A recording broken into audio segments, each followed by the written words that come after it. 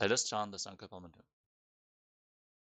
Om Mamopata Samasta Duritakshayatvaram Bhagavad Shri Nityananda Paramashiva Prityatam Shri Nityanandeshwari Paramashiva Shakti Sameta Shri Nityanandeshwara Paramashiva Prityatam Cha Adya Purvokta Evam Guna Visheshena Vishishtayam Asyam Shupadito Purna Arokya Yukta Dadaga Yogida Sharira Sityatam Paramashiva Shakti Avishkaranartham Nityananda Yoga Bhyasam Karishye. Now wash your right hand once more. Om Apaopaspishya. And keep your Panchapatam and Udani aside out of harm's way. And let us get ready to enter into this ritual of Nityananda Yoga.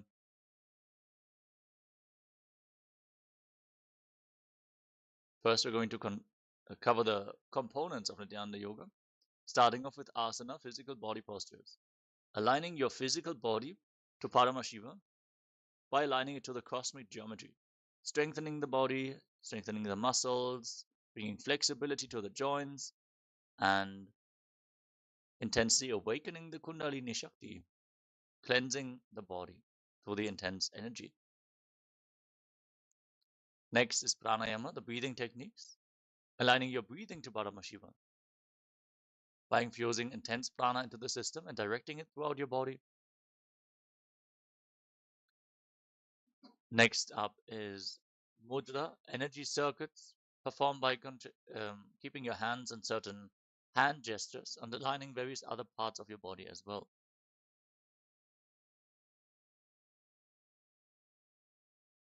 Redirecting the flow of the prana within your body and awakening the non-mechanical parts of your brain.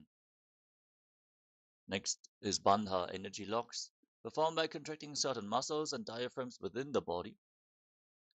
These are the mula bandha, the root lock, contracting the perineal floor and pulling it inwards, preventing the prana from leaving your system at the bottom of your spine, directing it upwards.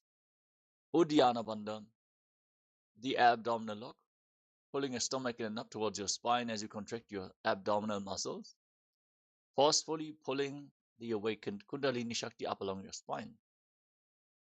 And the Jalandhara bandha, the throat lock, tucking your chin to the chest, internally contracting your throat muscles, thus locking the throat intensely, preventing the prana from falling down again once it is raised to the higher energy levels. All the three bandhas together form Mahamudra bandha, which is a powerful technique for Kundalini awakening, especially when paired with a pranayama. Next is Karana, the sacred dance postures. Throughout the asana sequence, we're going to perform certain Karanas, gracefully moving our limbs in synchronicity, aligned to the cosmic body movements, bringing intense awareness into every single part of our body. Next is visualization. Throughout the asana sequence, for every asana, we're going to project a certain visualization on screen. As you can see, for the first asana, it is Lord Shiva. Sit as that mountain, that animal, that tree, that deity. Not only visualize it, embody them, embody their qualities. Align your thinking to Paramashiva by holding the visualizations. Next up is japa, the internal repetition of mantras. Throughout the asana sequence, we are also going to project certain japas in the bottom left corner of the screen. We're also going to announce whenever the japa changes. As you repeat the japa internally, don't strike a sound. Visualize the japa rotating around your throat in a circular manner, cleansing your Vishuddhi chakra and awakening Vak Shakti, the power of speech, as you align your speech to Paramashiva.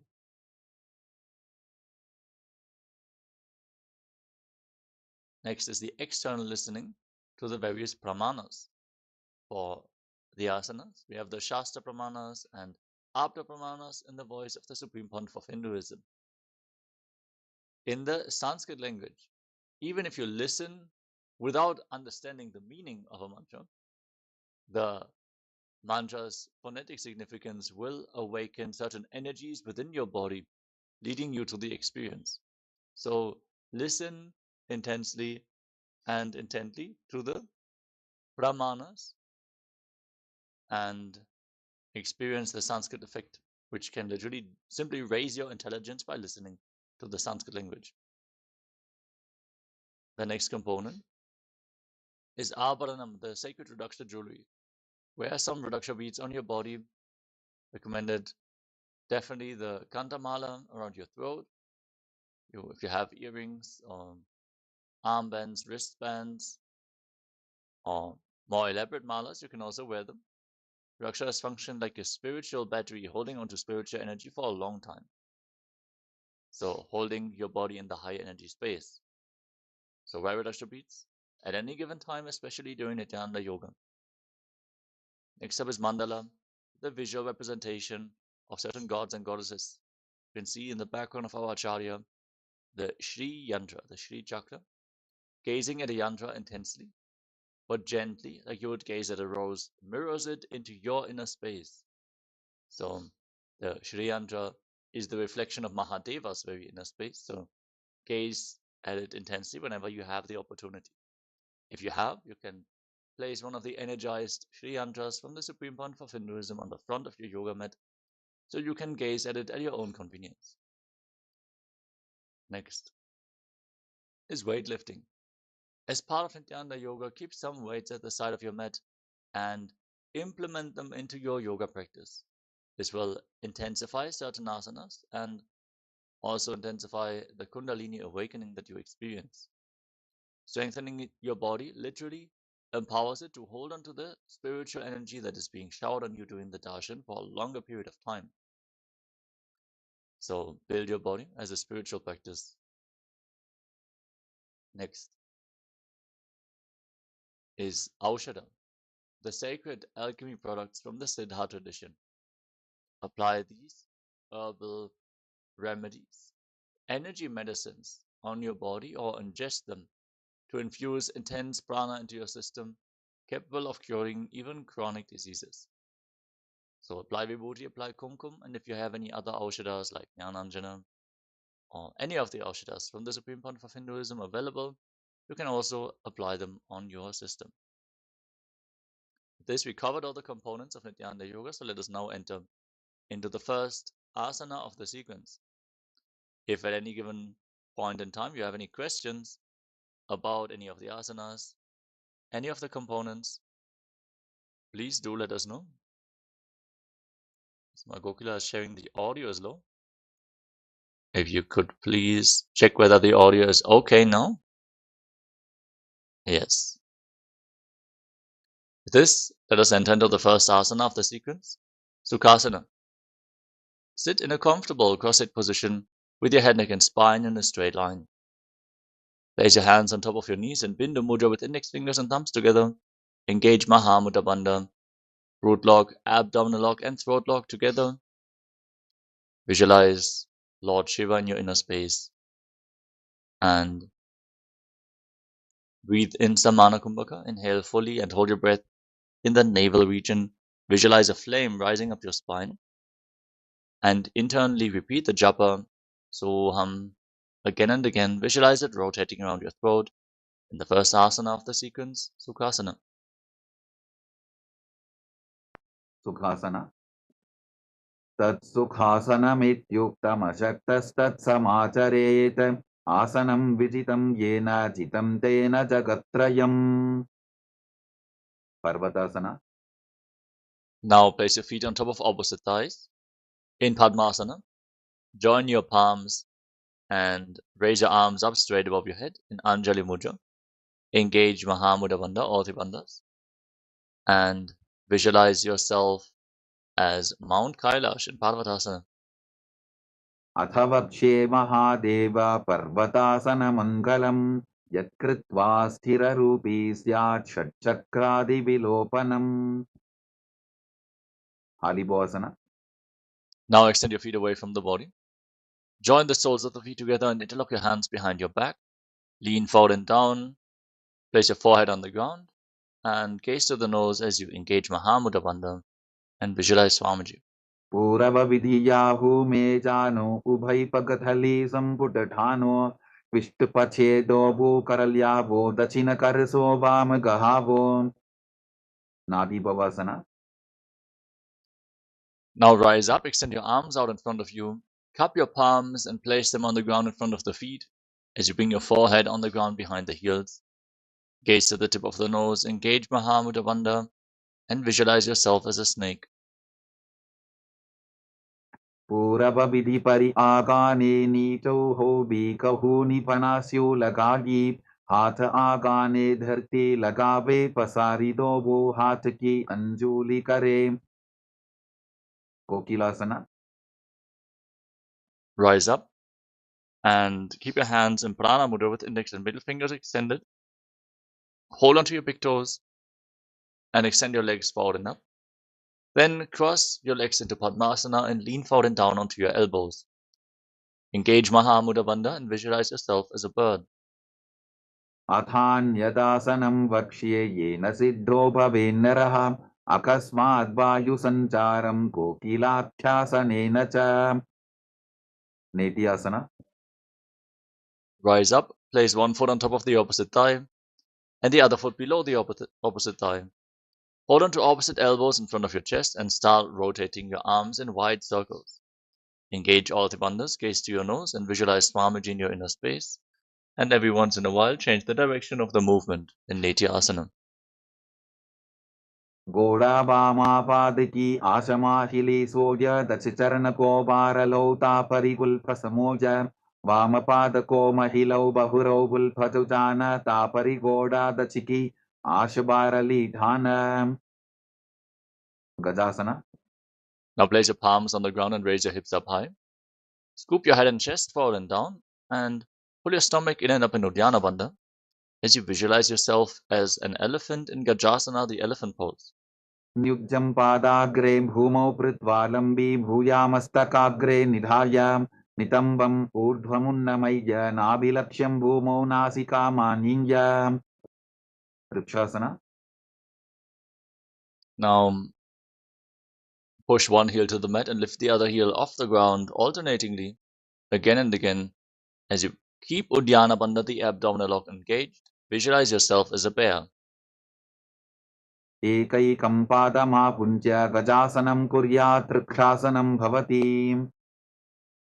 Vaishasana. Rise up and stand on the tips of your big toes if you can. Bring your hands in front of the chest in Siddhaya Mudra with index, middle and ring fingers joined together. Engage Uddiyana Bandha and visualize Swamiji in Vaishyasana. केशेन पादयुगलं बन्ध्वा तिष्ठेदधोमुखः अथ वैश्यावक्ष्ये यत्कृत्वा सत्यवान् भवेत्. Balalingasana. Now, we're going to enter into the first Karana of the sequence, Urdhva Janu Karana. Stand with your heels touching, toes pointing outwards and knees slightly bent. Bring your hands to the chest, elbows raised. Then lift one knee up along the center of your body and follow along with the respective hand on both sides again and again. Gracefully move your arms and legs in synchronicity in Urdhva Janu Karana.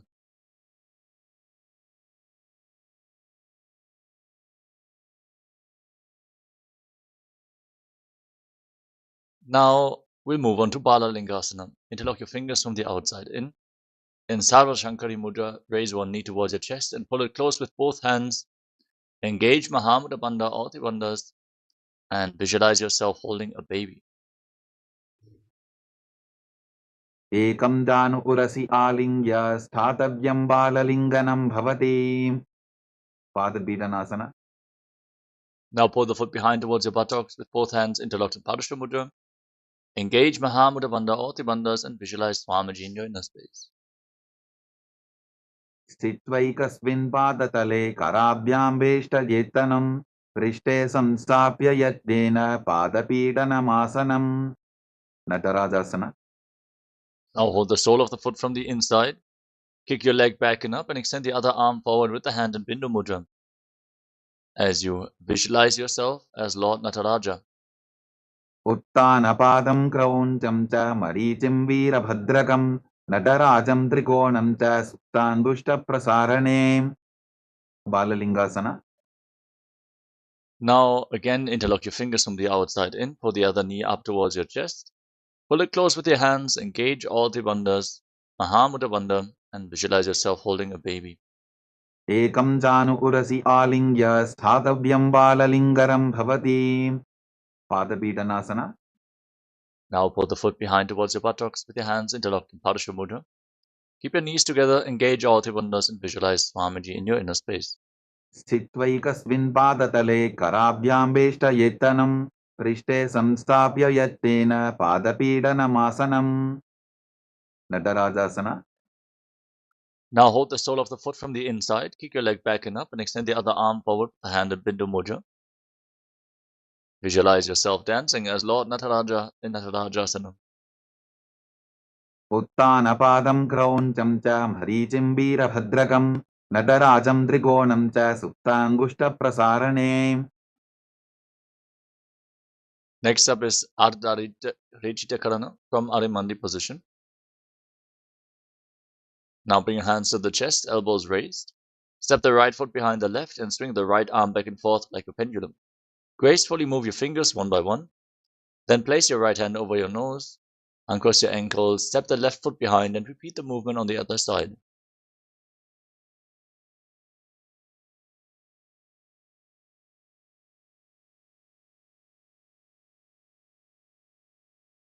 Next up is the skeleton dance. Now visualize yourself as a skeleton and shake your body intensely. Hold the visualization of your bone structure as you move every single bone of your body without any rhythm, without any pattern. Just move every single body part intensely while holding the visualization that you are a skeleton.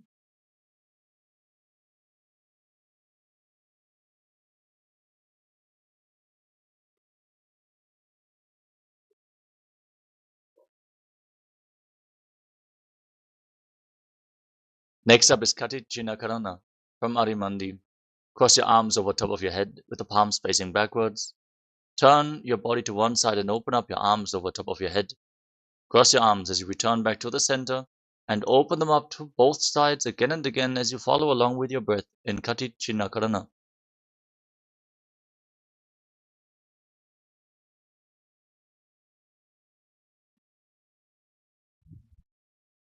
Tadasana. Now raise your arms up parallel above your head. Engage Mahamudra bandha, all the bandhas. Rise up onto the tips of your toes and visualize yourself as a palm tree as you internally chant the new japa Shivoham in Tadasana. Mahamudra kono tadasana vibhetakan vinotanam sada puryadantarvatni patipriyam. Uttanasana. Now lean forward and down. Place your palms on the ground if you can. Otherwise, you can hold onto your shins. Bring your head close towards your knees. Engage Mahamudra bandha and visualize Swamiji in Uttanasana. Mahamudra kono tadasana vibhetakan vinotanam sada puryadantarvatni patipriyam. Tarakshvasana. Now walk your hands forward, step your feet back into a tall plank position. Block your throat in Jalandhara bandha and rotate your head from side to side. Visualize Swamiji in your inner space in Tarakshvasana. Gajasanavastitva mastakam varam varam dakshina kokshim savya kokshim najet tarakshvasanam bhavati. Bhujangasana. Now lay down flat on your stomach. Keep your hands at the side of the shoulders. Lift your head and chest by the strength of your lower back. Use your hands only as a support. Open your mouth and inhale through the hollow of your throat in Bhujangani Mudra as you visualize yourself as a cobra in Bhujangasana. Angushthanabhiparyantam adho bhumo vininyaset karabhyantadaran dhritva urdhvashirsha phanivashim dehad nirbardhate nityam sarvaroga vinashanam jagarti bhudagi devi bhujangasana sadhanate. Shashasana. Now push yourself back up into a plank position and alternate pulling your knees in towards your chest. Breathe calmly through your nose in Sahaja Kumbhaka and lead the prana along your spine as you visualize Swamiji in your inner space in Shashasana. Gajasana samstito janudvayamapuncha varam varam kartavyam shashasanam bhavati. Prathasana. Now step 1 foot forward, in between the two hands. Simultaneously jump the front foot back, and bring the back foot to the front again and again, visualizing yourself pulling a chariot in Rathasana. गजासन संस्थितो एकैकं पादं पूर्वमार्गेण भ्रामयित्वा कर्तव्यं तथासनं भवति. Virabhadrasana. Now rise up, one foot at the front, the other foot far back toes facing sideways. Bend the front knee at a 90-degree angle. Raise your arms up above your head, parallel. Engage Uddiyana Bandha. Rotate your hips forward. Gaze to your third eye and visualize yourself as Lord Virabhadra in Virabhadrasana. Bring the front knee at a 90-degree angle. Lower yourself down just a little bit more. वासिष्ठमथ कौण्डिन्यम् ऊर्ध्वकुक्कुटमेव च अष्टावक्रमथोत्थानं मयूरं सेतुबन्धनम् उत्थानपादं क्रौञ्चं च मरीचिं वीरभद्रकं नटराजं त्रिकोणं च सुप्ताङ्गुष्ठप्रसारणे. Virabhadrasana. Now extend the position of your feet. Again, bend the front knee, raise your arms up, engage Uddiyana Bandha, and gaze to your third eye as you visualize yourself as Lord Virabhadra with 8 arms in Virabhadrasana. वासिष्ठमथ कौण्डिन्यम् ऊर्ध्वकुक्कुटमेव च अष्टावक्रमथोत्थानं मयूरं सेतुबन्धनम् उत्थानपादं क्रौञ्चं च मरीचिं वीरभद्रकं नटराजं त्रिकोणं च सुप्ताङ्गुष्ठप्रसारणे. Vrikshasana. Now stand on one leg and raise the other foot towards the inner opposite thigh. Join your palms in Anjali Mudra and raise them up above your head. Keep your elbows straight, engage Uddiyana Bandha, the abdominal lock, and visualize yourself as a tree. वामोरुमूलदेशे च याम्यं पादं दिधार्यतु तिष्ठेत्तु वृक्षवद्भूमौ वृक्षासनमिदं विदुः. गर्भासना. Now bring the raised foot on top of the opposite thigh towards the hip. Join your hands in Namaskara Mudra in front of your heart center and visualize yourself with big wings on your back as Lord Garuda in Garudasana. गरुडासनमावक्ष्ये येन ध्यानं स्थिरं भवेत् सर्वदोषाद्विनिर्मुक्तो भवतीह महाबली. एकपादमुरो बद्ध्वा एकपादेन दण्डवते जङ्घापादसन्धिदेशे जानुभ्यग्रं व्यवस्थितः.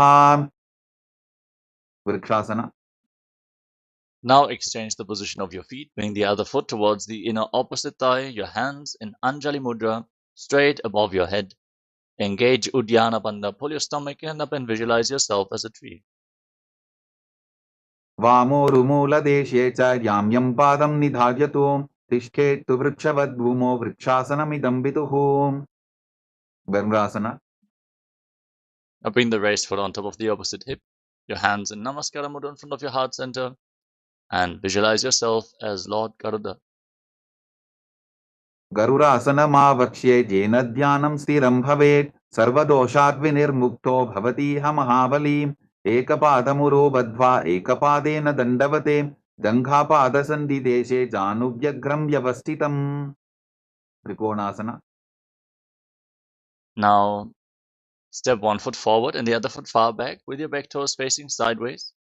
Extend your arms out parallel to the ground and lean forward and down. Place one hand at the front foot and the other arm pointing up to the sky.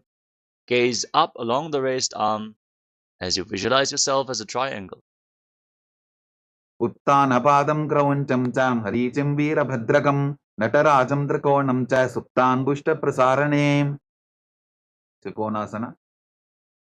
Rise up, rotate your feet, lean down towards the other side, gaze up along the raised arm, and keep your shoulders aligned. Intensely stretch your body.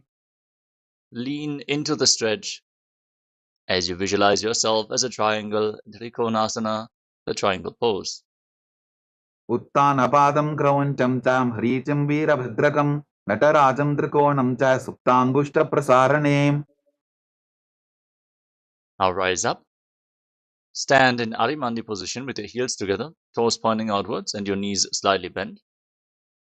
Bring your hands to the chest with the palms facing each other in front of your heart center. Then raise one heel off the ground. Stomp the raised heel down, lift the other heel up alternatingly, and exchange the position of your hands in front of your chest again and again, in Nikutta Karana.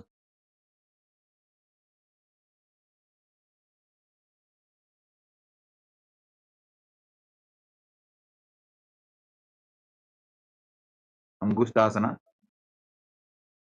Now squat down, raise your heels off the mat. Keep your toes tucked and sit on raised heels. Keep your knees together. Join your palms in Anjali Mudra, in Namaskara Mudra in front of your heart center. And start buzzing like a bee on the inhalation and exhalation in Brahmari Kumbhaka. As you internally chant the new japa Sadashivoham, visualize Swamiji in Angushtasana.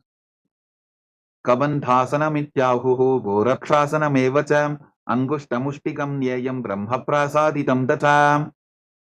Saurasana. Now step 1 foot forward with the toes pointing up. Keep your hands at the side of the body, palms facing forward in Vara Mudra. And visualize Swamiji in your inner space in Saurasana. प्रसार्यैकं पादतलं संस्थाप्यत्वेकपादकं विधुननासना. Now lean forward and down, hold on to the big toe of the front foot and the heel of the back foot with the other hand. Balance in this position if you can, and visualize Swamiji in your inner space. गुल्फस्थितौ पादमेकं प्रसार्य तत्पादाग्रं संस्पृशेत् तत्करेण गुल्फं चान्यं धारयेत् तत्करेण धूनं पीठं चाभ्यसेत् चोभयत्र. Saurasana. Now exchange the position of your feet. Step the other foot forward. Keep your hands at the side of the body, palms facing forward in Vara Mudra, the boon bestowing mudra. Shower everyone unconditionally like Lord Surya as you visualize Swamiji in Saurasana. प्रसार्यैकं पादतलं संस्थाप्यत्वेकपादकं विधुननासना. Now lean forward and down and catch the big toe of the front foot and the back heel in Vidunanasana on the other side. गुल्फस्थितौ पादमेकं प्रसार्य तत्पादाग्रं संस्पृशेत् तत्करेण गुल्फं चान्यं धारयेत् तत्करेण धूनं पीठं चाभ्यसेत् चोभयत्र. ब्रह्मचुरं कुशासना. Now rise up, step both feet in towards your body. Keep your toes tucked, sit on raised heels and separate your knees. As you place your hands on top of the knees with the palms facing up, lock your throat in Jalandhara Bandha and gaze through the gap between the palms in Shambhavi Mudra with your eyes open wide, unblinking, actually gazing inwards, fully absorbed in your inner space. Keep your eyes wide open as you visualize Swamiji in Brahmajudankasasana. दोबू फणापानी होए वैसे AD दो बुदानी वैसे कोरबकतल्या की माहिली Ayush माहेरा शेमिली. कपिलासना. Now drop your knees to the mat. Keep your toes tucked and sit on raised heels. Keep your hands on your thighs. Fix your gaze at the tip of your nose and engage Uddiyana Bandha, the abdominal lock, as you visualize sage Kapila Muni, the founder of Mahanirvani Akara, our Akara, in Kapilasana. उभई बकथली सम ठहरावे तिनको माहिली core मिलावे फनापानी कुकर होए वैसे एडी दोबू जोनी निवैसे. भद्रकोरकासना. Now shift your gaze up towards your third eye. Maintain the same body posture as you visualize Swamiji in your inner space.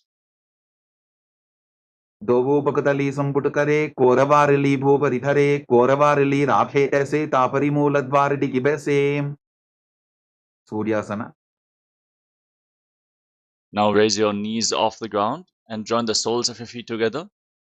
Keep your toes tucked and sit on raised heels as you join thumbs and little fingers and open up your palms, resembling a lotus flower in Padma Mudra, and raise your arms up straight above your head. Gaze up through the gap between the palms as if you're offering fragrant flowers to Lord Surya. Engage Uddiyana Bandha and visualize Lord Surya in your inner space in Suryasana. एडी दोबू बुता दरियाने फनापानी बैठक बु निठाने गोड़ा जंगा अधर करी रहे आडे वाम इसी विधि कहे. मंडुकासना. Now drop your knees down to the mat. Place the top of the feet flat on the ground and sit in between your heels, with your toes touching behind your back. Place your hands flat on the knees, gaze up towards your third eye, and push your tongue up flat against the palate of your mouth forcefully in Manduki Mudra. Visualize yourself as a frog and breathe calmly through your nose in Sahaja Kumbhaka in Mandukasana. पादतलौ पृष्ठदेशे अङ्गुष्ठे द्वे च संस्पृशेत् जानुयुग्मं पुरस्कृत्य साधयेन्मण्डुकासनम् उत्तानमण्डुकासना. From the same posture, now bring your hands up and behind your back, holding on to opposite shoulders with your hands. Keep your elbows close to your head, gaze up towards your third eye, keep your tongue pushed up against the palate of your mouth. Hold your stomach inwards and up in Uddiyana Bandha, and visualize yourself as a frog in Uttana Mandukasana. मण्डुकासनमध्यस्थं कोट्पराभ्यां धृतं शिरः एतद्भ्येकवदुत्तानमेतदुत्तानमण्डुकम् सिंहासना. Now cross your feet, sit on raised heels, place your palms flat on your knees and gaze towards the tip of your nose. Stick your tongue out and exhale forcefully through your mouth again and again as you roar like a lion in Simhasana, the lion pose. दक्षिणं सव्यपुल्फेन दक्षिणेन तथेतरं हस्तौश्च जान्वो संस्थाप्य स्वाङ्गुलीश्च प्रसार्य च भद्रासना. Yes, Nityananda Mahesh, if you have any questions about any of the components, you can let us know here in the chat. If you have any other yoga or Paramashivoham related questions, please let us know. As we move on to the next asana, Bhadrasana. Join the soles of your feet together behind your back with the toes pointing backwards. Keep your knees wide apart.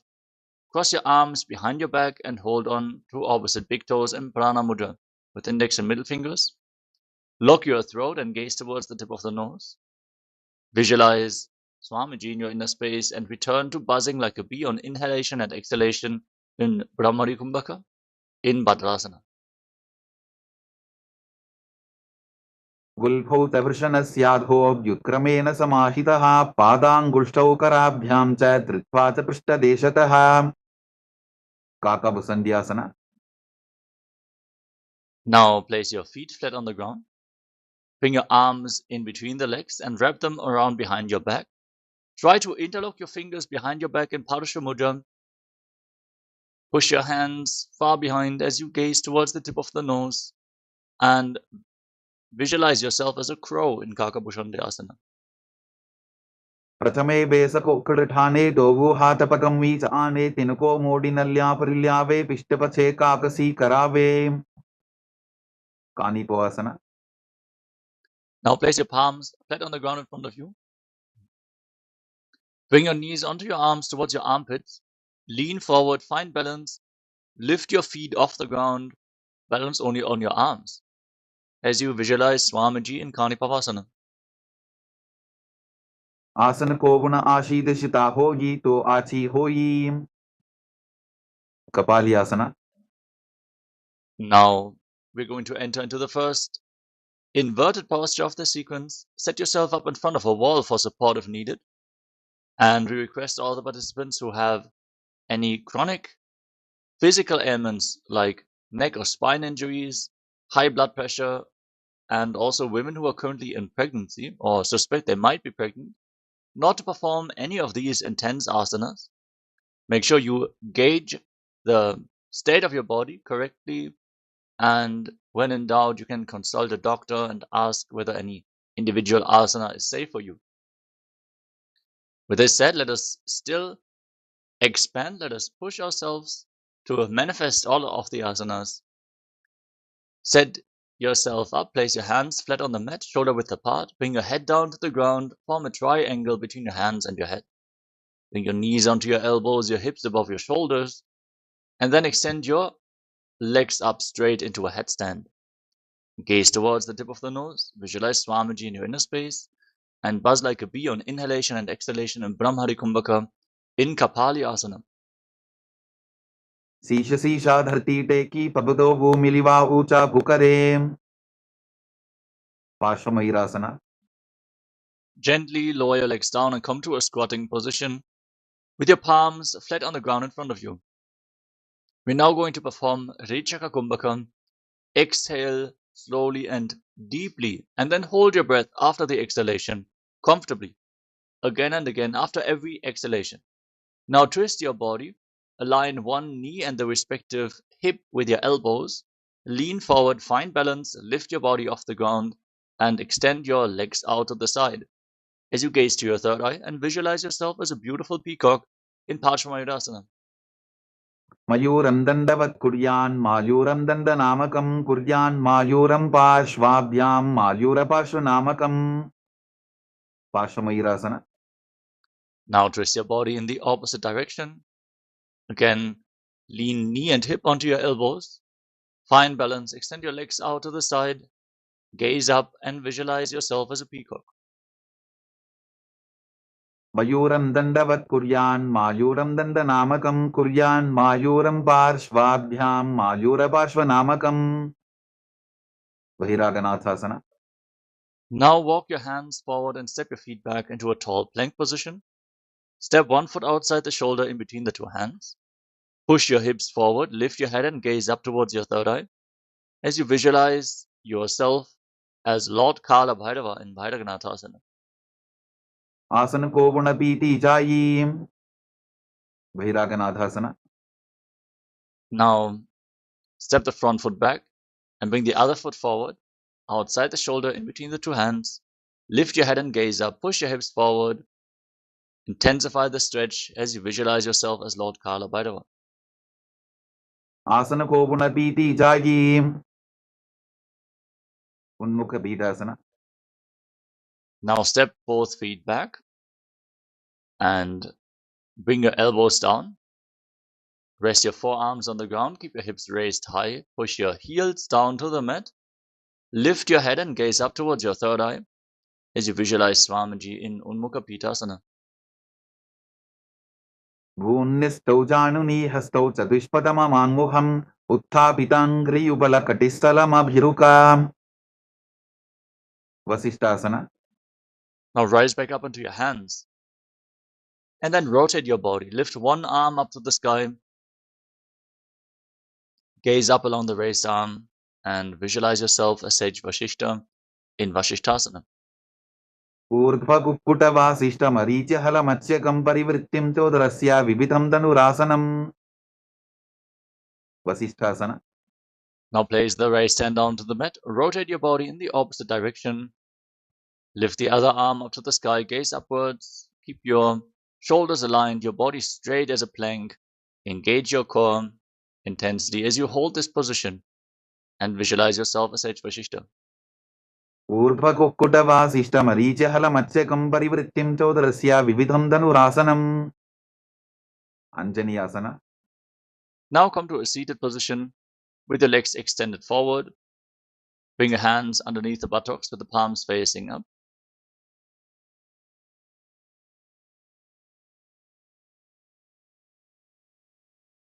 Lock your throat in Jalandhara Bandha and gaze towards the tip of the nose. Internally chant the new japa, Mahasadashivoham, as you visualize yourself as Lord Hanuman in Anjaneyasana.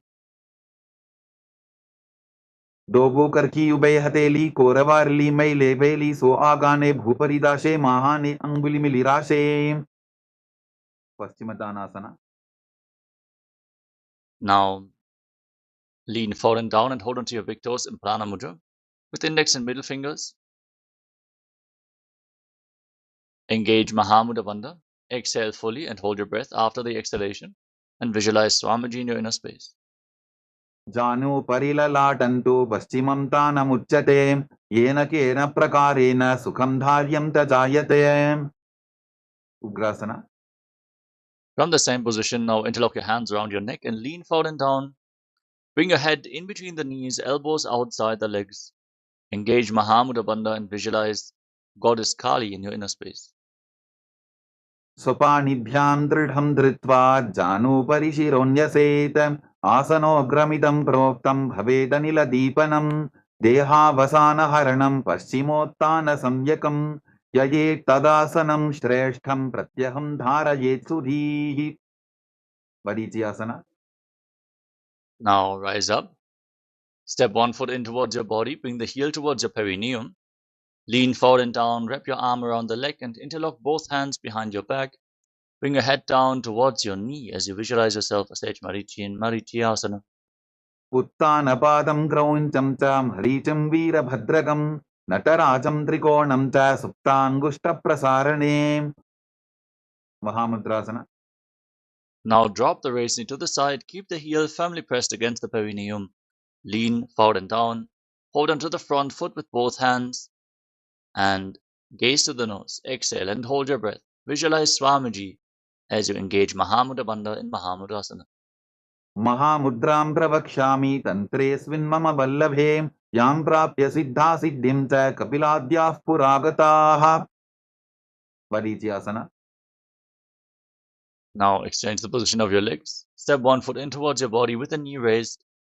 Lean forward and down and hold onto the front foot with both hands. And visualize yourself as Sage Marichi in Marichi Asana. उत्तानपादं क्रौञ्चं च हरीचिं वीरभद्रकं नटराजं त्रिकोणं च सुप्ताङ्गुष्ठप्रसारणे Mahamudrasana. Drop the raised knee down, keep the heel against the perineum. Lean forward and down as you hold onto the front foot firmly with both hands. Pull yourself down towards the knee as you gaze to the nose and visualize Swamiji. महामुद्रां प्रवक्ष्यामि तन्त्रेऽस्मिन् मम वल्लभे यां प्राप्य सिद्धा सिद्धिं च कपिलाद्याः पुरागताः Bhadrasana. Rise up, join the soles of your feet together in front, and interlock your fingers around the toes. Pull your heels against your perineum, and push your knees down all the way to the mat. Gaze up towards your third eye, and visualize Swamiji in your inner space in Bhadrasana too.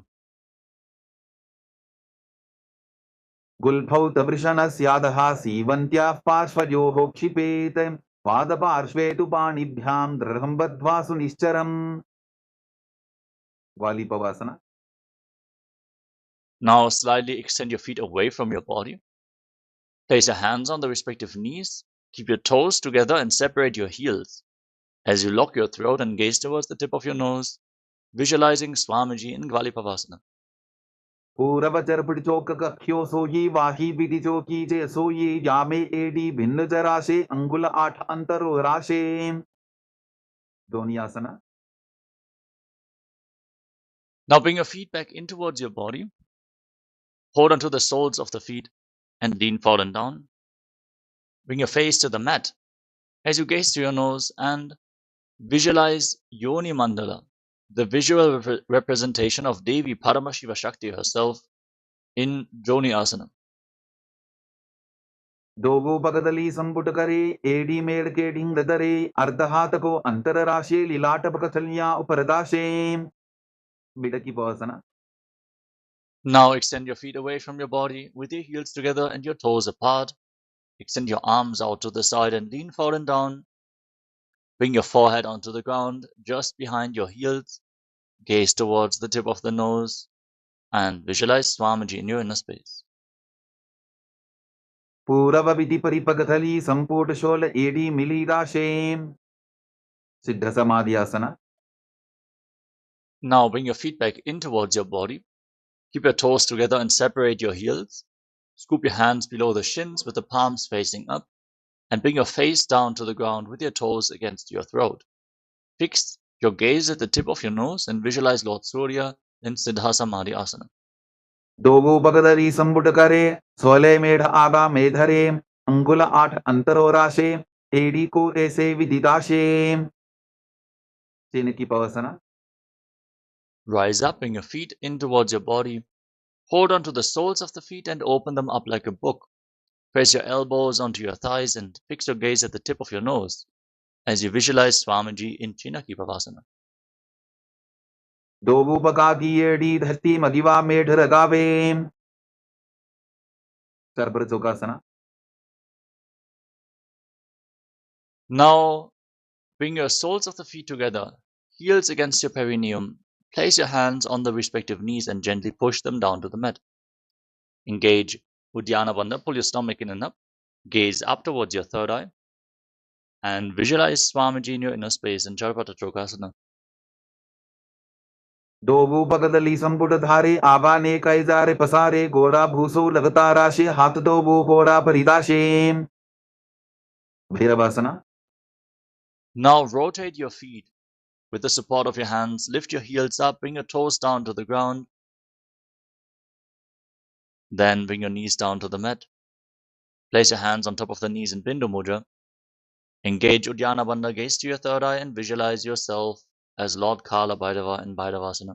गुल्फौ सम्पीड्य चान्योन्यं विक्रमेणोत्थितं शनैः जान्वौ पार्श्वगतौ हस्तौ दण्डवद्भैरवासनम् Samanasana. Now keep one heel against your perineum and lift the sole of the other foot against your chest. Gaze up towards your third eye and visualize Swamiji as you exhale and hold your breath in the Mooladhara Chakra in Samanasana. समानासनमावक्ष्ये सिद्धमन्त्रादिसाधनात् एकपादमरो दत्त्वा गुह्योऽन्यलिङ्गवक्त्रके Upanasana. Now lift the leg up over top of the respective shoulder. Keep your hands at the side of your body and extend the opposite leg forward and up. Gaze up towards your third eye and visualize Swamiji in Upanasana. केवलं पादमेकं च स्कन्धे चारोपे यत्ततः एकपादेन गगने तिष्ठेतदण्डवक्त्रभोन् Samanasana. Now bring the other heel against your perineum and lift the sole of the opposite foot against your chest with both hands as you gaze to your third eye and visualize Swamiji in Samanasana on the other side. समानासनमावक्ष्ये सिद्धमन्त्रादिसाधनात् एकपादमरो दत्त्वा गुह्योऽन्यलिङ्गवक्त्रके Apanasana. Lift the leg up over your shoulder, extend the opposite leg forward and up. Gaze towards your third eye, point your toes and visualize Swamiji in your inner space. केवलं पादमेकं च स्कन्धे चारोपे यत्ततः एकपादेन गगने तिष्ठेतदण्डवक्त्रभोन् Vamkhasana. Now stick your knees in front of your body. Interlock your hands on the top knee in Padashu Mudra. Internally chant the new japa Om Nityanandoham. Hiss through your teeth on the inhalation through your mouth and exhale through your nose in Shitkari Kumbhaka as you gaze to your nose and visualize the face of a cow in your inner space.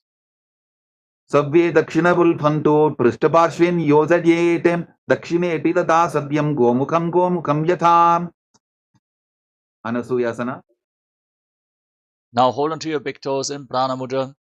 Pull your stomach in and up and gaze to your nose as you visualize yourself as Rishika Anasuya in Anasuyasana.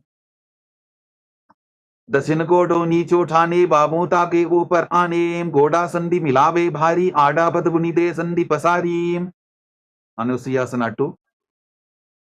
Now interlock your hands behind your back in Padashu Mudra and lean forward and down.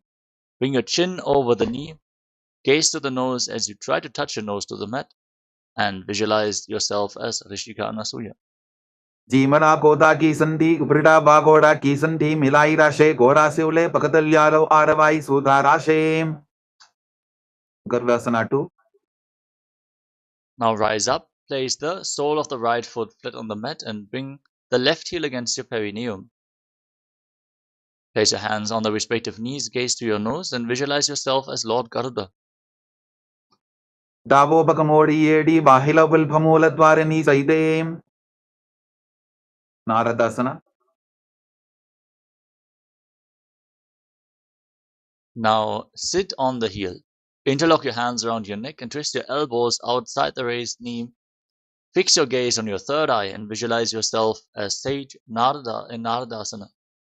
पिष्टिजवाम बगदली केरी भूपरिता हिलवा वेफेरी गोडा सुदो फनो है जोगी दचिपाशिती राशेसो यी Matsya. Now bring the left foot on top of the right thigh with the right knee raised. Hold on to the right shin with the left hand and catch the right big toe with the right hand in Prana Mudra. Fix your gaze at the tip of your nose and visualize Matsya, the fish incarnation of Mahavishnu, in Matsya Pitakasana.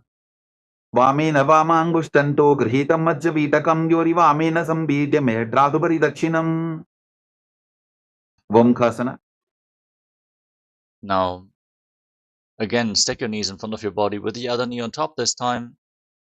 Place your hands interlocked on the top knee, gaze to the nose, and visualize the face of a cow. Sabve dakshinabulphanto prishtaparshvin yojayetem dakshinepi tata sadyam gomukham yatham Anasuyasana. Now hold onto your big toes in Prana Mudra and pull your stomach in and up in Uddiyana Bandha. Gaze to your nose and visualize yourself as Rishika Anasuya. दक्षिण कोटो नीचो ठाने बाबों ताके ऊपर आने गोडा संधि मिलावे भारी आडा पद बुनिदे संधि पसारी अनुसुयासना 2. Now interlock your hands behind your back, lean forward and down, touch your nose to the ground and visualize yourself as Rishika Anasuya. जीमरा कोदा की संधि उपरिडा बागोड़ा की संधि मिलाई राशे गोड़ा से उले पकतल्यारो आरवाई सुधा राशे गर्वासना 2. Rise up, place the left foot flat on the mat and bring the right heel against your perineum. Hands on the knees, gaze to your nose and visualize yourself with big wings on your back as Lord Garuda in Garudasana 2. दावो बकमोड़ी येडी बाहिला विल्भमूल द्वारनी सैदे नारदासना.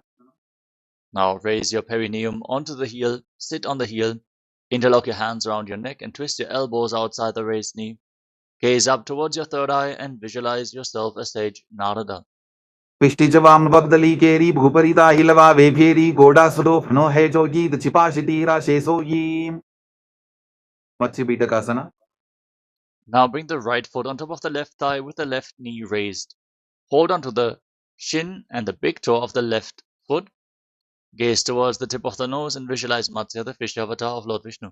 Women वामाङ्गुष्टन्तो गृहीतं मज्जवीतकं योरि वामेन संबीड्य मेढ्रातुपरि दक्षिणम् Matsyendrasana. Now extend your legs out in front. Then bring the left foot on top of the right thigh and raise the right knee. Twist your left elbow outside the raised knee with the hand by the neck and place the right hand on the ground behind you. Gaze up towards your third eye and visualize sage Matsyendranath, the master of Hatha Yoga, in Matsyendrasana.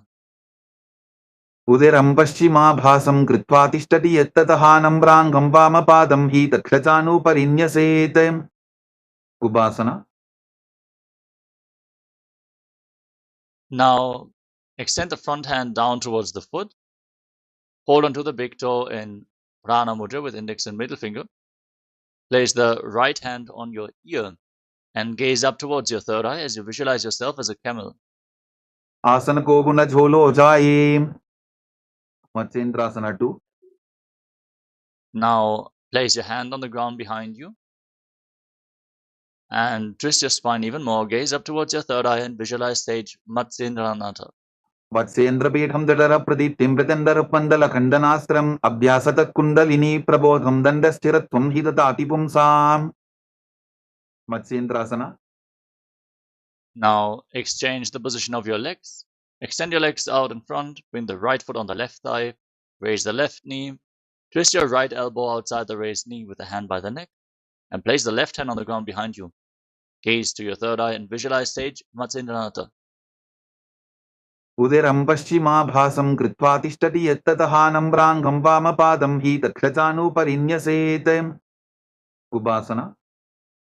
Extend the right hand down towards the left foot with the fingers holding on to the big toe. Place the left hand on the respective ear. Twist your spine and gaze upwards as you visualize yourself as a camel in Kubhasana. आसन को गुण झोलो जाये मत्स्येन्द्रासना 2. Now place your hand from the ear to the ground behind you. Twist your spine even more. Gaze to your third eye and visualize sage Matsyendranath, the master of Hatha Yoga in Matsyendrasana 2. वत्सेन्द्रपीठं दडर प्रदीप्तिं प्रचण्डरपन्दल खण्डनास्त्रम् अभ्यासतः kundalini प्रबोधं दण्डस्थिरत्वं हि ददाति पुंसाम् padmasana. Now place your feet on top of opposite thighs. Place your hands flat on your knees. Engage Mahamudra Bandha, all the bandhas, and gaze to your nose. Breathe in Shitali Kumbhaka. Roll up your tongue, stick it out of your mouth, and inhale through the tongue like a tube. Exhale through your nose as you internally chant the new japa, Om Nityananda Mahasada and visualize yourself as Lord Shiva in Padmasana. आसनं द्विधं प्रोक्तं पद्मं वज्रासनं तथा ऊर्ध्वोरुपैचेद्धत्ते उभे पादतले यथा padmasana 2. Now cross your arms in front of your body and hold on to the respective big toes in Prana Mudra with index and middle fingers. Fix your gaze at the tip of your nose and visualize yourself as Devi Paramashiva Shakti, continuously breathing in Shitali Kumbhaka. उत्तानौ चरणौ कृत्वा ऊरु संस्थौ प्रयत्ततः ऊरु मध्ये तथोत्तानो पानी कृत्वा तु तादृशो कुक्कुटासना. Now, sitting in Padmasana, bring your hands through your legs, place your palms flat on the ground, then lift your entire body off the mat. Breathe calmly through your nose in Sahaja Kumbhaka and visualize yourself as a rooster in Kukkutasana. पद्मासनं सुसंस्थाप्य नान्वोरोरन्तरे करो निवेश्य भूमावासिष्ठे व्योमस्थः कुक्कुटासनः. बद्धकेकी आसना. With your legs in Padmasana, rise up onto your knees. Place your palms on the mat in front of you with the fingers pointing towards your body. Bend your elbows, bring them against your navel. Lean forward, find balance, and lift your entire body off the mat. Raise your knees up high and visualize Swamiji in Baddhakeki Asana. धरामवष्टभ्यकरत्वेन तत्कूर्परिस्थापिता नाभिपार्श्वः उच्चासनो दण्डवदुत्तितर्खे मायूरमेतत्र वदन्ति पीठम् मयूरं पद्मकं कुर्यात् बद्धकेकीति कथ्यते. Mayurasana. Now extend your legs back. Keep your hands flat on the mat, fingers pointing towards your body, and lean your navel onto your elbows. Engage your core intensely, and stretch your legs back. Lean forward, find balance, lift your legs off the mat, and visualize yourself as a peacock in Mayurasana, the peacock pose. अथ वक्ष्ये महादेव मयूरासनमुत्तमं भूमौ निपात्य हस्तौ द्वौ कूर्परोपरि देहकम्. Makarasana. Now relax. Lay down on your stomach. Place your forehead on the ground and interlock your hands around your neck. Rotate your feet so the toes are pointing to the side and your heels are touching the ground. Visualize yourself as a crocodile in Makarasana. अध्यासशेदे हृदयं निधाय भूमौ च पादौ च प्रसार्यमानो शिरश्च धृत्वा करदण्डयुग्मे देहाग्निकारं मकरासनं तत्. शलभासना. Now place your hands on the mat at the side of your shoulders. Lift your legs off the ground, including the knees, and hold while visualizing yourself as a locust in Shalabhasana. अध्यासशेटे करयुग्मवक्षो भूमिमवष्टभ्य करयोस्तलाभ्यां पादौ च शून्ये च वितस्ति चोर्ध्वं वदन्ति पीठं शलभं मुनीन्द्राः. पुष्टासना. Now bend your knees and hold onto your feet. Pull them down to the ground outside the hips and visualize yourself as a camel in Ushtrasana. अध्यासशेटे पदयुग्मव्यस्तं पृष्ठेटिदायापि धृतं कराभ्याम् आकुञ्चयेत् सम्यकुदरासेवाढमुष्प्रञ्च पीठं योगिनो वदन्ति. Dhanurasana. Firmly holding onto the feet, kick your legs back and up, and lift your head and chest. Gaze up towards your third eye and visualize yourself as Pinaka, Lord Shiva's bow in Dhanurasana. प्रसार्य पादौ भुविदण्डरूपौ करौ च पृष्ठे धृतपादयुग्मं कृत्वा धनुस्तुल्य विवर्तिताङ्गं निगद्य योगी धनुरासनं तत्. बर्वासना. Now come to a kneeling position. Sit in between the heels with the toes touching behind your back, with your hands flat on your knees. Gaze up towards your third eye and visualize Swamiji in your inner space.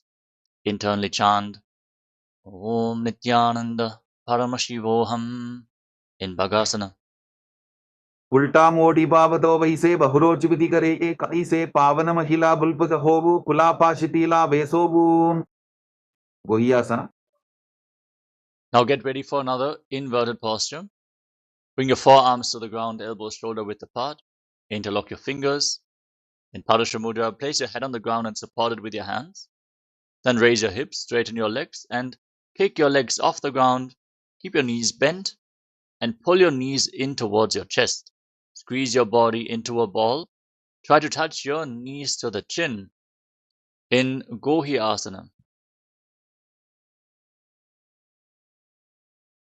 दो वो हाथ की कहुनी जोगी पुनः कलाई जाने दो ही. Shirshasana. Now extend your legs up straight. Gaze towards the tip of the nose and breathe calmly and deeply. Catch your breath as you visualize Swamiji in Sheshasana. विपरीतं मण्डलं तद्विधैव विदितं हिनः दण्डासनं दिदा प्रोक्तं विपरीतोपवेशने. कोड्यासना. Now come to a seated position with your legs extended forward. We're now going to enter a sequence of rapid exhalations in Bhastrika Kumbhaka. Pull your stomach in and up and push the air out of your lungs again and again. Without inhaling, just exhale. Naturally, air will flow back into your lungs, don't worry. Now hold onto your calves and extend your legs straight and vertically. Try to bring your forehead to the knees and visualize Swamiji in Podhyasana. दो हाथ पक बाहर आने, गोरा तरे काकसी ठाने, अंगुष्ठ पिंडली लगता धरे, चरण उभे आकाश दिशी करे. Paribhasana. Now bring your hands behind your back, holding onto opposite shoulders. Keep your legs raised and gaze to your third eye while visualizing yourself as a maze. उत्तानशयनं कृत्वा पादौ मिलित्वा प्रसाद्य नितम्बं भूमौ स्पृष्ट्वा हस्ताभ्यां कन्दरां बद्ध्वा. Naukasana. Now extend your legs out and your arms out in front, parallel to the ground. Keep your legs raised, gaze to your third eye, and visualize yourself as a boat. उत्तानशयनं कोट्पराभ्यां भूमिं वष्टद्य हस्तो नितम्बं निधाय. Rudrasana. Now scoop your hands below the feet and pull them in towards your chest. Keep your knees off the ground. Breathe rapidly, gaze to the nose, and visualize yourself as Lord Rudra. पगरली संकोट करी हाथस्य उपक उचाई पकाका अंगूठा दोबो लेबो परलिकानी तालवे. उन्मुख बीतासना. Relax. Breathe calmly and lay down on your back. Place your feet flat on the ground and keep your knees raised. Place your palms on the mat just behind your heels. Push your hips off the ground.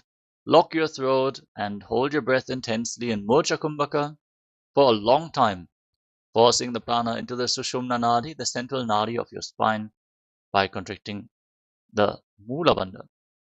Gaze towards the tip of the nose and visualize Swamiji in Unmukha Pitasana too. ऊर्ध्वे च जानुनी कृत्वा शवित्वोर्ध्वमुखं तथा उत्थाप्य हस्तौ तिष्ठेतु पीठ उन्मुखनामके. Savasana. Now lay down flat on your back. Your hands at the side of the body, palms facing up. Forcefully pull the awakened Kundalini Shakti up along your spine, from the Mooladhara all the way to the Sahasrara chakra. In Shakti Chalan Mudra, lay completely still, without any movements of the body and mind, as we enter into a short meditation. Visualize your body is dead, and Swamiji is liberating you. Internally chant the Mahavakya. Om Nityananda Paramashivoham. In Shivasana. उत्तानं शववद्भूमौ शयनं तु शवासनं. शवासनं श्रान्तिहरं चित्तविश्रान्तिकारकम्.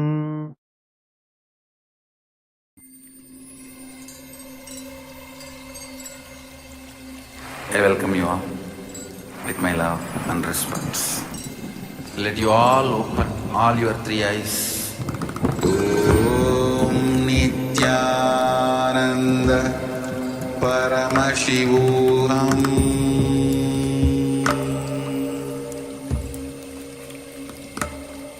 Om Nityananda Paramashivoham.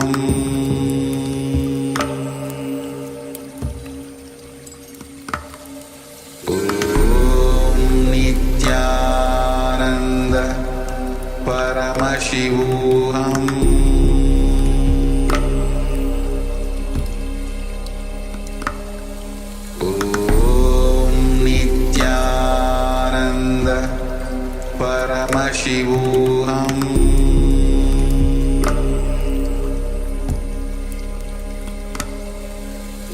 Om Nityananda Paramashivoham. Om Nityananda Paramashivoham.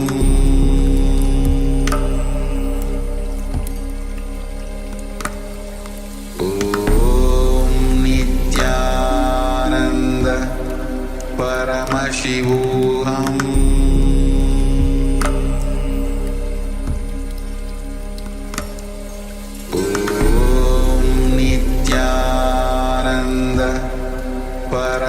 Paramashivoham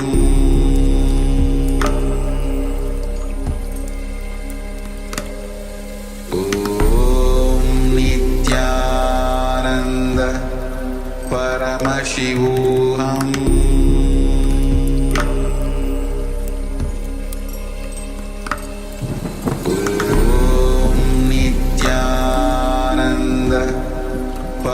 Paramashivoham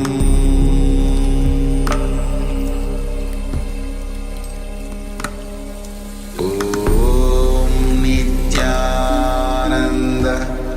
Paramashivoham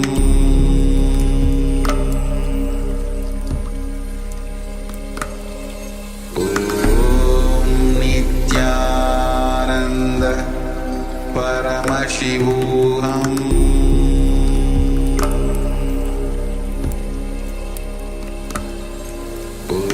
Om Nityananda Paramashivoham Om Nityananda Paramashivoham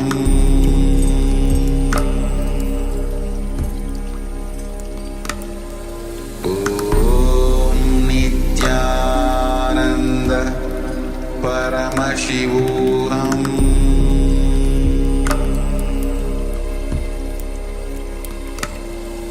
Om Nityananda Paramashivoham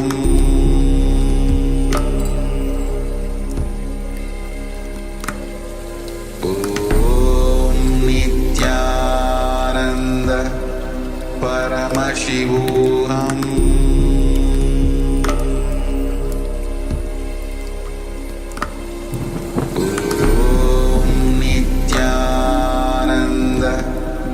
Paramashivoham Om Nityananda Paramashivoham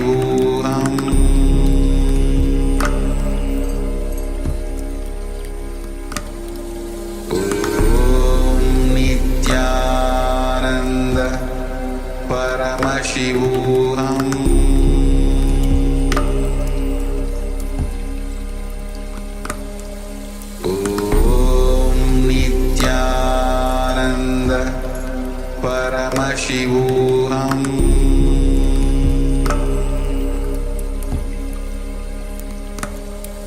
Om Nityananda Paramashivoham Om Nityananda Paramashivoham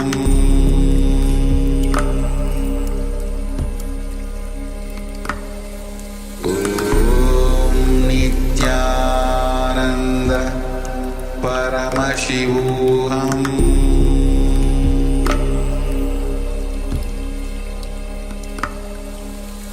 Om Nityananda Paramashivoham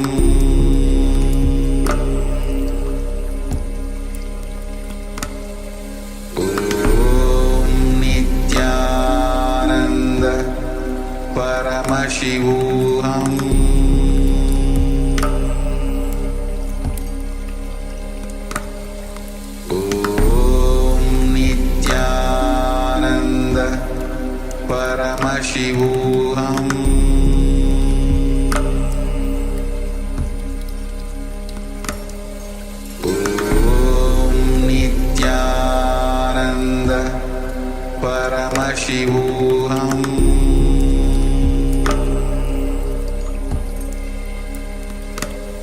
Om Nityananda Paramashivoham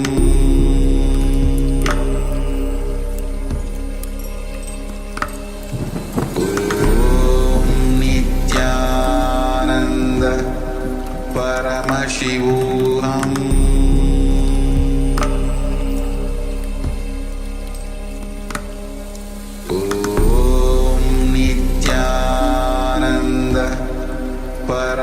Paramashivoham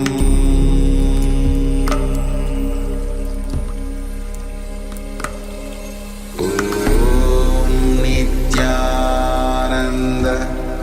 Paramashivoham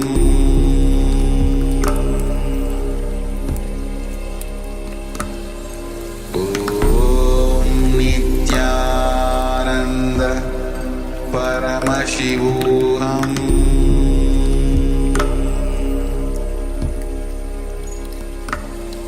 Om Nityananda Paramashivoham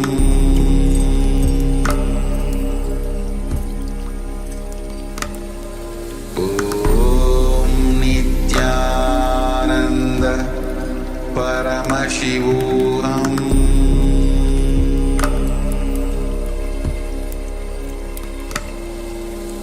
Om Nityananda Paramashivoham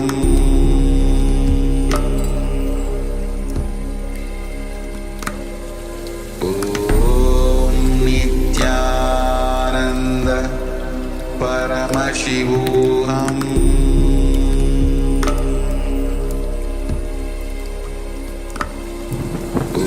Om Nityananda Paramashivoham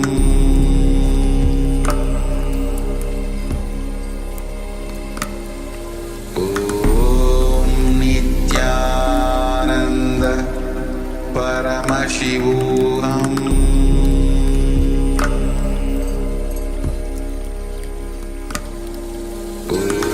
Om Nityananda Paramashivoham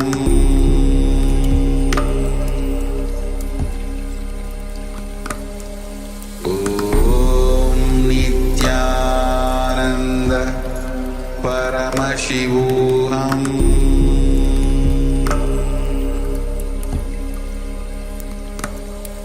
Om Nityananda Paramashivoham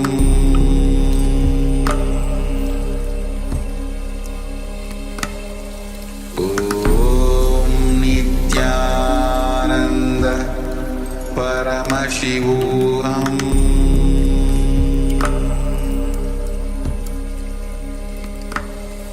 Om Nityananda.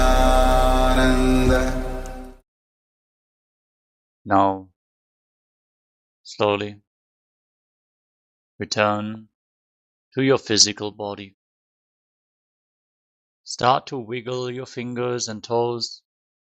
Rotate your wrists and your ankles. Move your arms and legs. Pull your knees up towards your chest. And circle your legs with your arms. And rock your body from side to side. Slowly return to a comfortable seated position.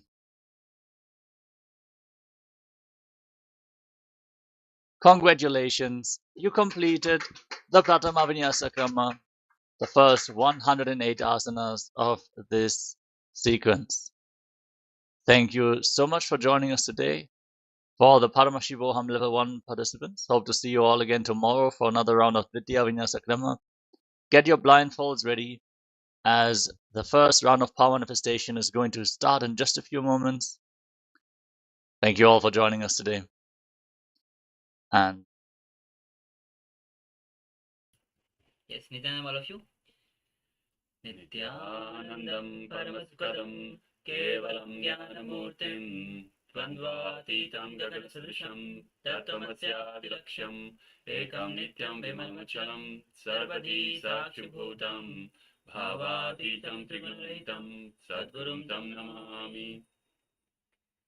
Yes, Nityanam, all of you. And we just finished 108 asana sequence. Pratama Vinyasa Krama. So let us know your experience, and actually you can take a quick break, maybe a couple of minutes, and then we'll be starting with the power manifestation. So have a quick break of couple of minutes, and then we'll be starting. So come back soon.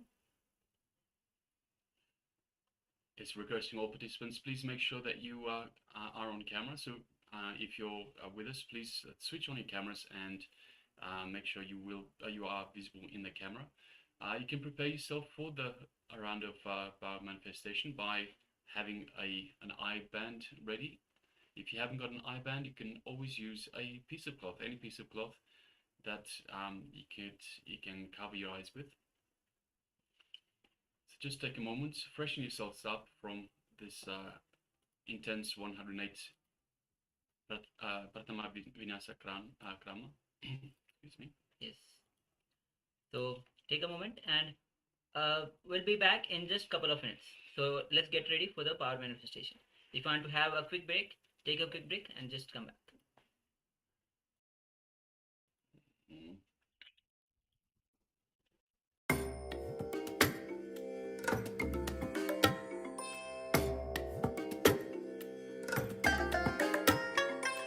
I bless you all.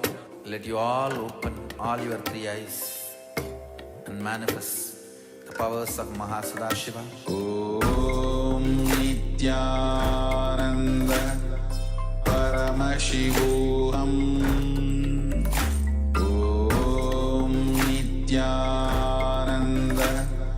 Paramashivoham. Om Nityananda Paramashivoham. Om Nityananda Paramashivoham. Om Nityananda Paramashivoham. Om Nityananda Paramashivoham.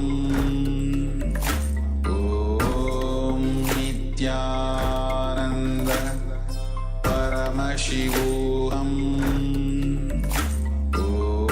Om Nityananda Paramashivoham. Om Nityananda Paramashivoham.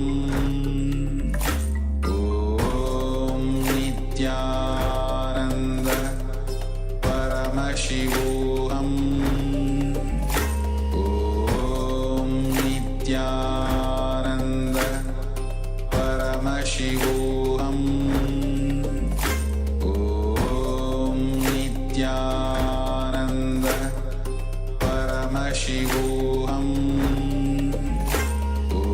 Om Nityananda Paramashivoham. Om Nityananda Paramashivoham. Om Nityananda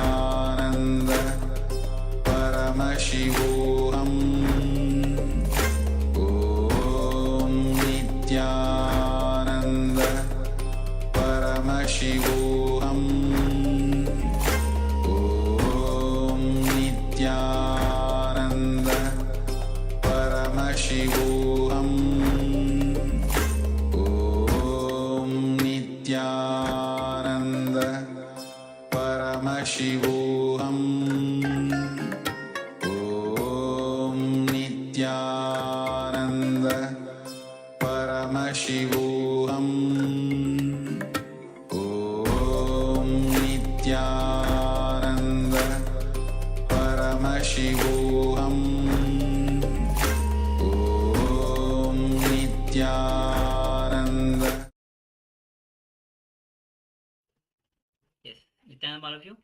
Nityanandam. So now we'll be entering into the power manifestation. And of course, before we begin, let's share your experience of yoga, what breakthrough that you had today, and let us know what was your experience of 108 asana sequence that we just performed. And all the participants on YouTube, those who are watching us, following us in YouTube, and let us know your experience. What all breakthrough that you had through the yoga? As yoga is an important way, or actually somebody says that through yoga we prepare our body to receive the super conscious energy. Through yoga is actually the way the divine enters into man. So take a moment to share your experience of yoga. Meanwhile, let's get ready for the blindfold for the power manifestation round. As this is the right time when you have just performed asana sequence, your energy, your body is filled with energy and volted with energy. So this is the right time that we start manifesting the powers of Paramashiva. So let's enter into Sas Pramana. Before that, you can have the I-band with you.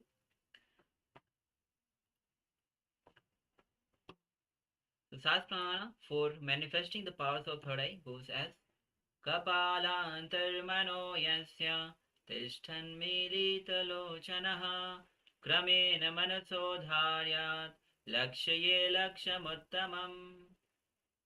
The translation of this beautiful verse goes as, by fixing the mind on the inner space within the crown center and sitting stably, without any movement, having the eyes closed in succession, by that stability of the mind and the inner space, through the power of third eye, one directly sees the ultimate goal, Laksham, by having the vision beyond the sight that reveals any object or place, attaining the space of oneness with the source, Paramashiva. Yes, so let's get ready for the power manifestation. Yes, so requesting all participants, please put on your eye bands now.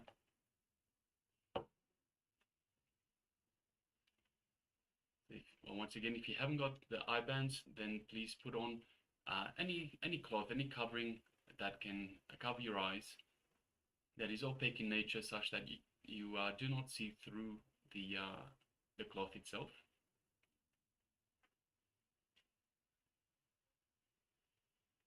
And let us invoke Swamiji in our inner space. So just remembering Swamiji, remembering the Master in our inner space, just in the area below the chest center, below the heart center, just in the Anandagandha region.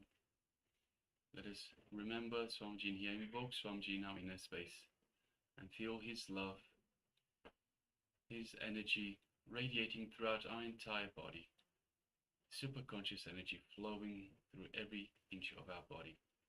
Now let us connect to Swamiji in our third eye, in between the eyebrows, and start chanting the Mahavakya.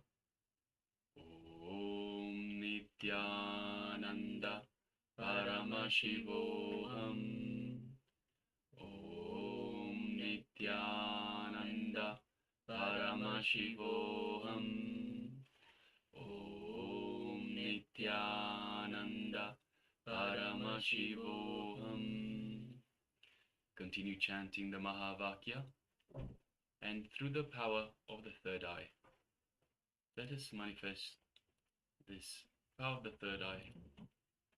The image is being displayed for you now. Please go ahead.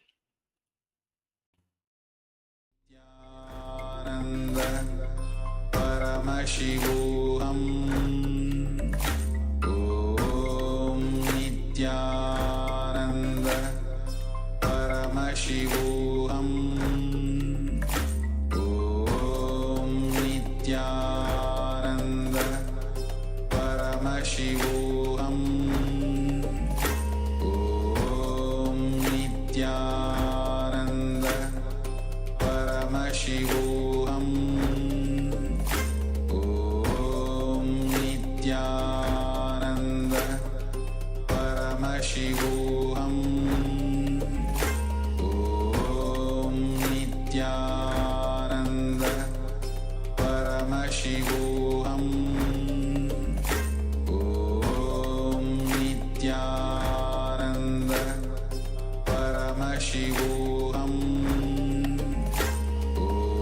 Om Nityananda Paramashivoham.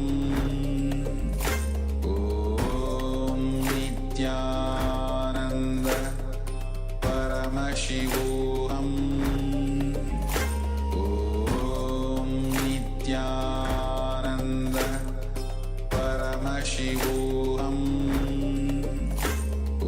Om Nityananda Paramashivoham.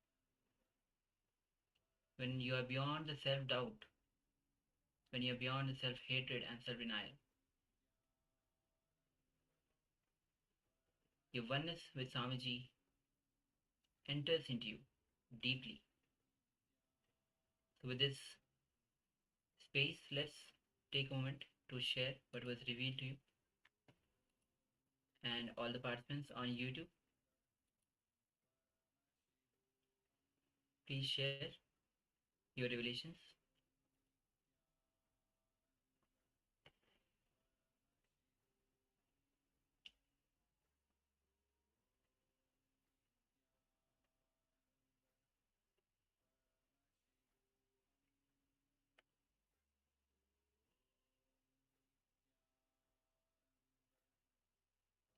And requesting Ma Rosie, Hadi, Ma Gyan Pradata, please switch on your cameras and let us know if you are there and available throughout the session and the power manifestation.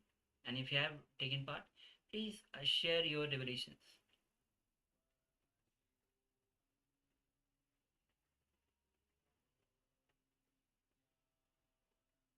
Okay, so we have some sharings. Yes, we have Ma Wang Han Yu that shares there's a lot of energy in the palms of both hands. My eyes don't have any picture. Okay, that's okay, Ma. Thank you for sharing. And Ma Gokula Devi says, I'm not able to see anything because my mind is still processing on the blind spot that I was revealed to me during yoga. Okay, and you can actually share, if you want to share, you can share that as well during the yoga, what blind spots you had. Of course, if you want, otherwise that's okay. Yes, Ma Ananda Agora Rupini says white, purple, hands, animals, roofs, villages, wet goddess. Yes, thank you very much for sharing, Ma. Yes. And Malichika, Loki, if you have taken part, please share your revelations. Also Ma Rosie and Ma Jnana Pradata and Hadi Aya. Okay, Rosie says no picture at the moment. Yes, okay. Thank you. Thank you for sharing, Ma.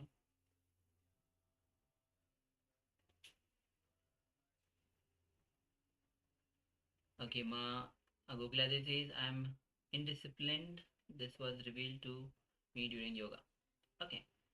So whole Paramasham, we through yoga, through detox, through powerful cognitions, we are trying to align everything. Even Swami say that yesterday, we just learned yesterday that our actually whole part is like our lungs in moving in one direction, our eyes are moving in one direction, our senses, are, all other senses, all body parts are actually disintegrated, moving in different directions. So whole approach is to integrate the whole body. Especially yesterday was on Arihanta. So when we are in the presence of Arihanta, he just integrates our whole body. So when whole body parts get integrated, we enter into the space of Arihanta. So whole approach, even through detox, through yoga, we are aligning the whole body parts to be integrated. Yes. Yes, Ma Ananda Agora Rupini says the pen has no ink. That's okay, Ma. Forgot what to write. Right on. Okay. Yes. Okay. You're Thank writing you. on the Thank phone. you, Ma. That's good. Okay, so let's show the picture that we actually projected.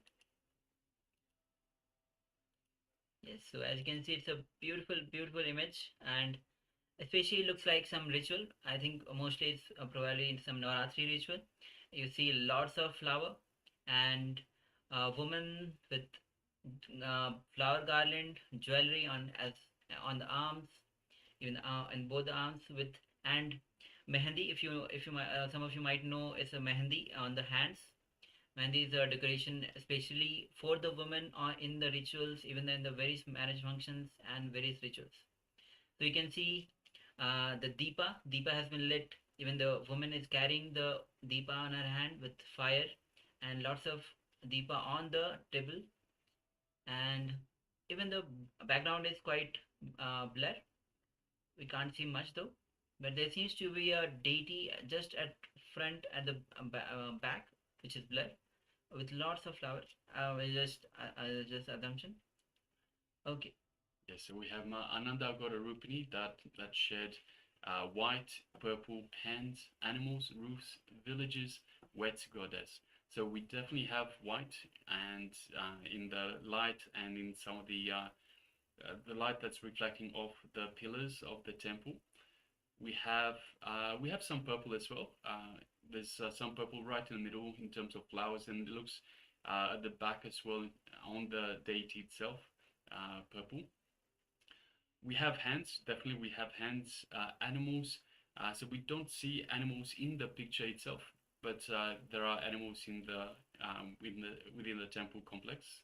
Yes, and also it's mostly the ritual, even if it's Navaratri or any other ritual. So the deity will be there, and the deity has its Vahana.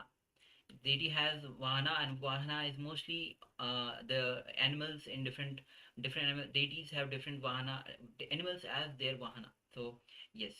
So the Vahana is the animal that the deity travels on. Yes. So yes, and we have roofs. So yes, the temple has a roof, definitely. Villages. So this might be, I don't know if it's a village. It might be a town as such. We don't know for sure. And wet goddess. So we definitely have the idol of a goddess towards the back, even though it is blurred out. So yes, thank you very much for sharing, Ma. Congratulations for manifesting.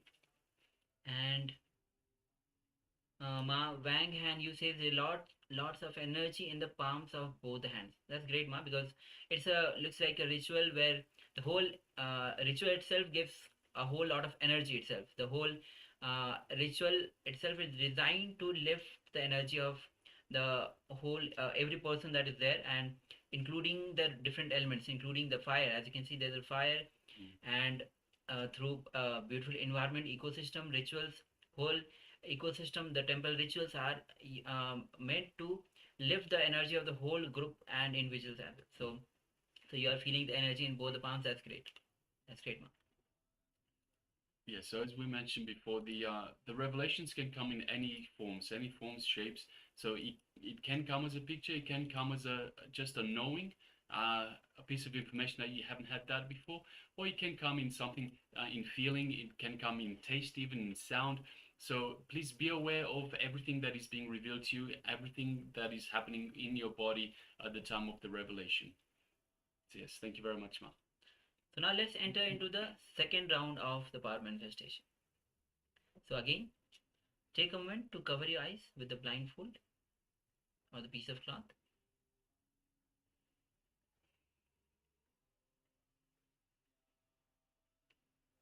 Yes, all of you can cover your eyes with the blindfold. And all the participants on the YouTube as well. Those who are following us on YouTube, we have okay, actually we have one sharing from on YouTube actually. My stack says third eye showed flames, light, curved shapes, sun shape, Shivalinga. Okay, very good, Ma. Yes. Thank you for participating and sharing. So definitely we had the flames. The Deepa had the flames, light definitely, curved shapes, a lot of curved shape, sun shape, even the Deepa, the fire itself, and gives the feeling of the sun shape. Shivalinga. We don't know whether the Shivalinga was there or not, but definitely because it was a temple and ritual, so there might be a Shivalinga. Yes. Yes. Thank you, Ma. Everything else was a yes. Thank you very much for sharing, my stack. Yes. If you want, you can join us the via two-way. The link has been there, Ma. And we are entering into the second round, so you can join us for the second round of power manifestation also. So let's get ready again. Quickly cover your eyes with the blindfold.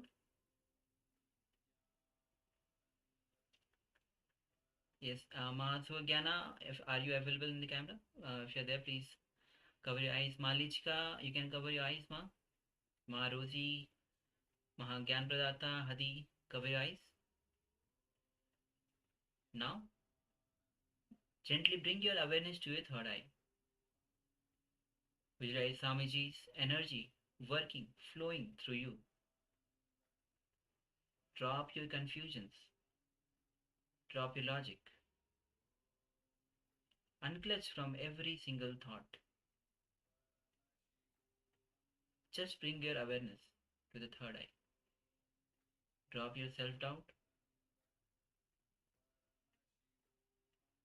Be completely relaxed, completely at ease.